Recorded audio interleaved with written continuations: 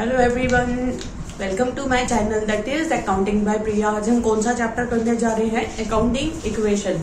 पीछे भी आपको करवाया, ये लगा लीजिए कि ये रिवाइज ही करवा रही हूँ मैं आपको, ठीक है, ताकि आपको अच्छे से कंसेप्ट्स क्लियर हो जाए। आइए देखते हैं। सबसे पहले आप ये समझिए कि मिस्टर एक्स है, आपको पता है मिस्टर एक्स, देखिए सुनिए, mister x starting business with capital. Mister x ने बिजनेस स्टार्ट कर रहा है कैपिटल के साथ ₹5 लाख। अभी फिलहाल आप ये देखिए कि मिस्टर एक्स है और बिजनेस है जो उन्होंने स्टार्ट किया है, तो ये दोनों इंडिविजुअल सेपरेट एंटिटीज होती है, इनका आपस में कुछ लेना देना नहीं होता फिर बाद में, ठीक है। और मतलब कि अभी देखिए, अभी वो बिजनेस स्टार्ट कर रहे हैं तो अभी वो ऑनर ही है और वो बाद में भी ऑनर ही रहेंगे, इसके वो पैसा लगा रहे हैं, ठीक है। तो जब बिजनेस बंद करेंगे तो बिजनेस को मिस्टर एक्स को पैसा सारा उनका वापस देना होगा, ये चीज ध्यान में रखिएगा। अब देखिए कि मिस्टर एक्स ने अपना बिजनेस स्टार्ट करा है, अपना व्यापार स्टार्ट करा है विद कैपिटल, पूंजी के साथ 5 लाख। तो हमारे पास क्या आया? हमारे पास कैश आया। इस हिसाब से एक चीज हमेशा याद रखिएगा कि हर ट्रांजैक्शन के दो इफेक्ट्स होते हैं, एक डेबिट साइड होता है और दूसरा क्रेडिट साइड होता है। ये लगा लीजिए, एक प्लस होता है और एक माइनस होता है।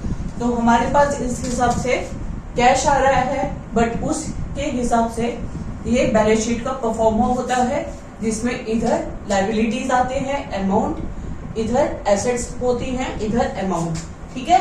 तो ये कैपिटल से अपना काम स्टार्ट कर रहे हैं।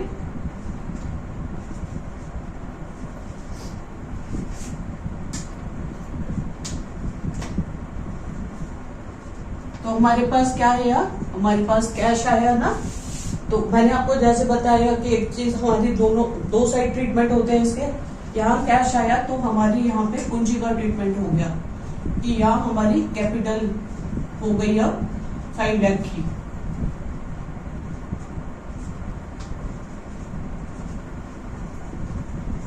राइट। दोनों साइड आप देख लीजिए इक्वल हैं।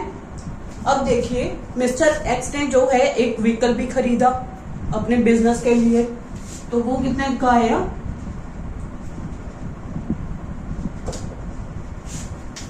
वो हमारा आया 1 लाख का, और वो हमने खरीदा भी है कैश पे। तो हमारा इससे 5 लाख जो कैश था हमारा रिड्यूस हो गया हमारा 4 लाख। ओके, अच्छा देखिए आगे इन्होंने एक बिल्डिंग भी परचेज करी है।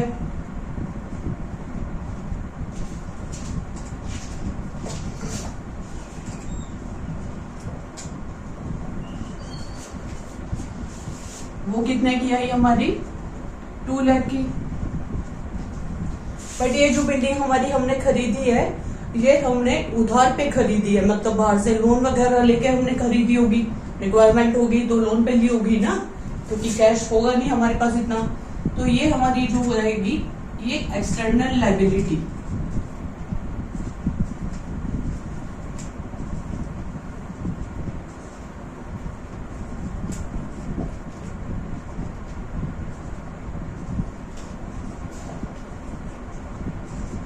अब लोन पे कुछ भी खरीदोगे तो वो लायबिलिटी हो जाएगी ना हमारी। तो देखिए हमारी ये दोनों साइड इक्वल है, 4 लाख, 5 लाख, 7 लाख, और ये भी 7 लाख। तो ये हो जाएगा हमारा इक्वल 7 लाख।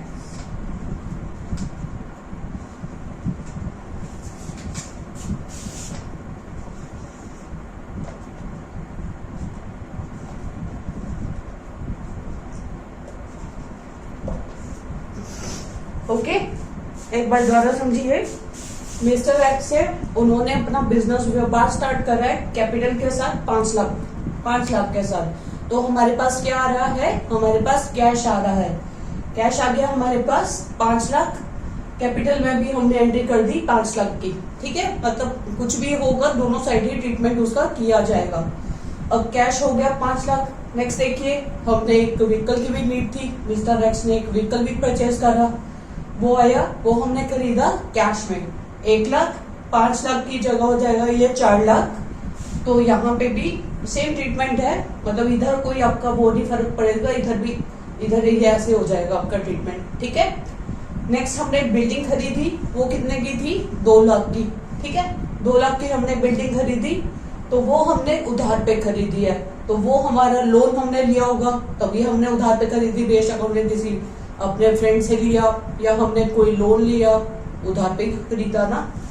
तो बिल्डिंग हो गई हमारी उधर 2 लाख। यहाँ पे एक्सटर्नल लायबिलिटी होता है जो हमने बाहर वालों को देना होता है, तो ये हो गए हमारे 2 लाख। अब दोनों साइड्स का टोटल कर लीजिए 7 lakhs 7 lakhs, ठीक है। अब आप देख लीजिए कि दोनों साइड्स आपकी इक्वल है और कोई भी किसी चीज में कोई फर्क नहीं आया, ठीक है। आई होप एक क्लास आपको क्लियर होगी और जो भी प्रॉब्लम आए कमेंट सेक्शन में पूछते रहिए। बाकी मैं आपको आगे क्वेश्चंस करवाऊंगी तो उससे आपकी क्लैरिटी और बढ़ेगी।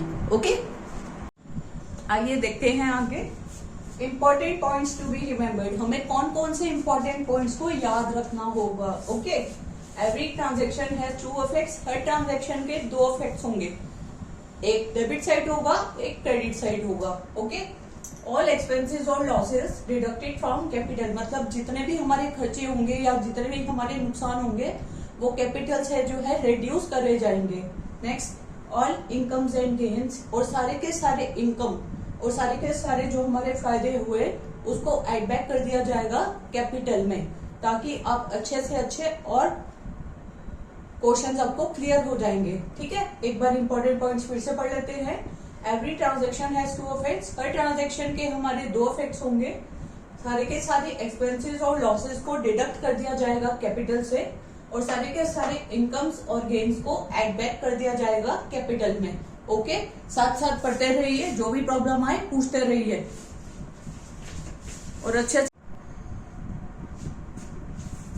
हेलो एवरीवन, आज हम क्या करने जा रहे हैं, आज हम कुछ बेसिक क्वेश्चंस करने जा रहे हैं। जो आपको लास्ट में मैंने पॉइंट्स टू बी रिमेम्बर्ड सिखाया था ना, उसके बेसिस पे आइए क्वेश्चन सीखते हैं। नंबर 1 है, गोपाल ने जो है अपना बिजनेस स्टार्ट करा विद कैश। कैश से उसने अपना बिजनेस स्टार्ट करा, ये तो लिखा ही नहीं कितने से स्टार्ट करा।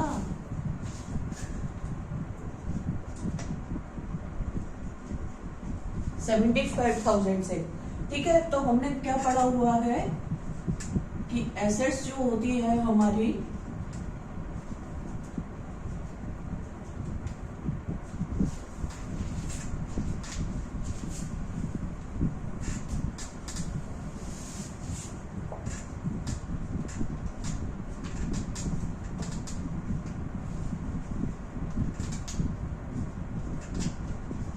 यही पढ़ा था ना formula, assets equal to liabilities plus capital, right. अब गोपाल ने जो है अपना बिजनेस स्टार्ट करा है कैश से, तो हमारे पास क्या आ रहा है, कैश। लायबिलिटी तो कुछ हुई नहीं क्योंकि हमने कुछ उधार पे खरीदा नहीं, प्लस में कैपिटल।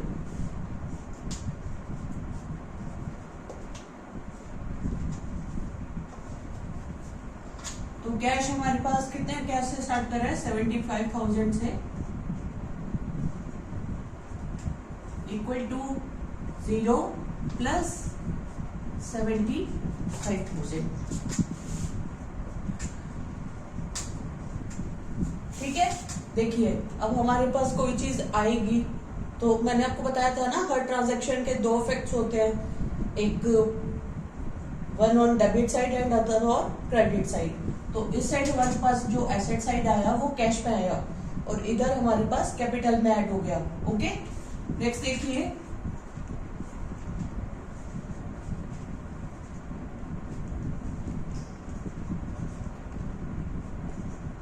गोपाल ने जो है परचेज करा है फर्नीचर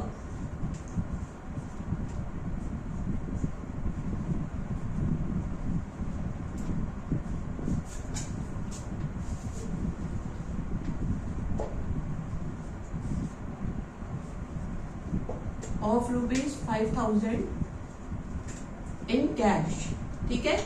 उन्होंने 5,000 का फर्नीचर खरीदा है कैश में। सबसे पहले आपको ये इक्वेशन लिखनी है, तभी आप सॉल्व कर पाएंगे इसे। Assets equal to liabilities plus capital,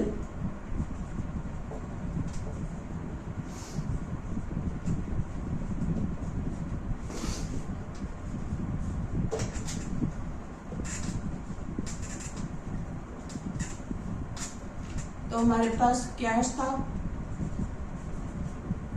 75,000, इसमें से आप माइनस कर दो 5,000, तो हमारा रह गया 70,000, राइट। अब कैश ये था हमारे पास, कैश में आया सामान, तो कैश में से तो निकल गया ना, बट हमारे पास क्या आया, हमने क्या परचेज करा, फर्नीचर, तो फर्नीचर तो हमारे पास आ गया।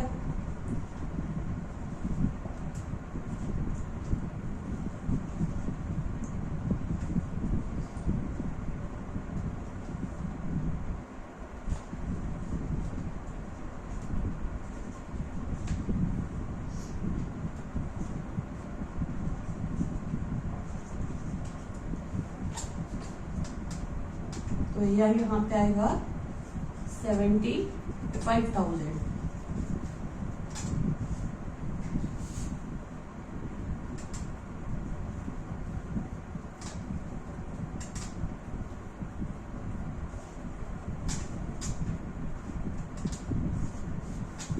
ओके, एक बार दोबारा समझिए।